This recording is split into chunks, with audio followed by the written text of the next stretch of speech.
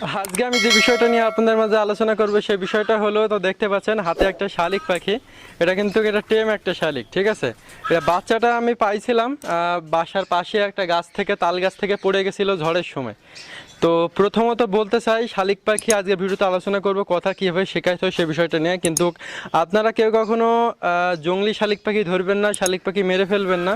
কারণ পাখি কিন্তু এই শালিক পাখি বা অন্যান্য যে দেশীয় পাখিগুলো আমাদের দেশে অ্যাভেলেবেল পাওয়া যায়, সেগুলো কিন্তু আমাদের প্রাকৃতিক সৌন্দর্য বা ভারসাম্য বজায় রাখার জন্য পাখি কিন্তু কিন্তু খুব সুন্দর লাগে। যদি সবাই আমরা পাখি ধরে মেরে ফেলি বা পাখিদেরকে যদি মানে অত্যাচার করি, তাহলে কিন্তু দেশ আর পাখি থাকবে না।